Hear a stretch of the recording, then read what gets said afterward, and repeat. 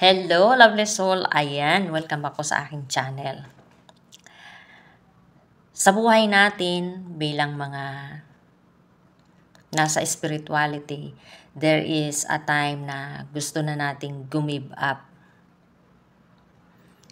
Dahil may mga time na kinailangan nating magdesisyon para sa ating sarili na kung saan is hindi naiintindihan ng iba at hindi naiintindihan lalo na ng ating mga kapamilya. Pero sa ginawa nating desisyon na yun is kailangan nating panindigan. Dahil alam naman natin na yung desisyon na ginawa natin is alam na natin na para sa ikabubuti ng lahat. Hindi lang para sa atin, kundi sila rin ay makikinabang din sa desisyon na yun na ginawa natin. Kaya lovely soul, kung ikaw ay nasa ganitong landas, ikaw ay nasa spirituality, lagi mong tatandaan na yung landas na tinatahak mo ay hindi madali. Pero lagi mong tatandaan na hindi ka nag-iisa sa landas na tinatahak mo. Mayroong nag-guide sa'yo, mayroong nagpoprotekta sa'yo, mayroong nagpaparamdam sa'yo ng unconditional love sa tuwing feeling mo is magi-give up ka na.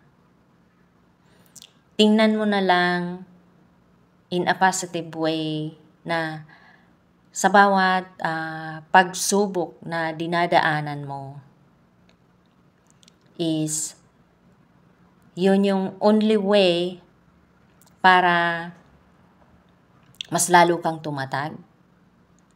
At the same time, the more na marami kang pagsubok na pinagdadaanan, ibig sabihin is mas lumalakas yung connection mo sa spiritual realm. Yun yung isipin mo, kaya never na mag-give up ka. Okay po, lovely soul? Yan lang ang lagi mong tatandaan. The more na marami kang pagsubok na pinagdadaanan, the more na papalapit ka na doon sa tagumpay mo. Okay po? Kaya never give up. Huwag kang magpadala doon sa ibang individual na hindi nakakaintindi sa'yo. Kasi the more, yun nga po sabi ko sa inyo, the more na marami kang pagdadaanan is the more na papalapit ka na sa tagumpay mo. At the same time, the more na yung connection mo sa spiritual realm, sa angelic realm is lumalakas yung connection mo. Okay po, lovely soul? Kaya never give up. Okay po? So, yun lang po yung may share ko sa inyo ngayon. God bless and I love you.